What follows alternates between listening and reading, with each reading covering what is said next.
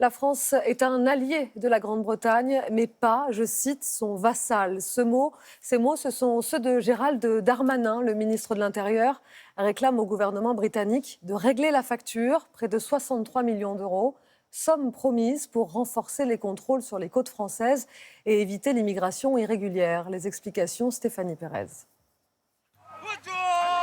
Des images qui ne cessent d'alimenter la discorde franco-britannique.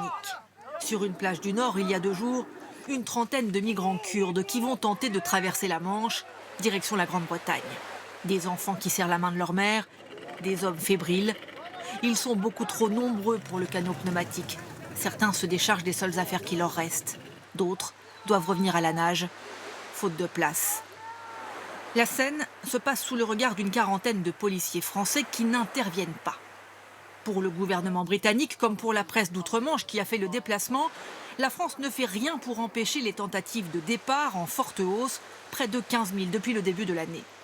Côté anglais, la télévision diffuse ainsi cette interview d'un migrant irakien au sujet du comportement de la police française. Non, la police n'a rien dit, parce qu'elle n'est pas dangereuse comme dans d'autres pays. Un policier m'a juste dit, si tu ne peux pas attendre, un gros bateau va arriver et t'emmener là-bas. J'ai dit merci beaucoup.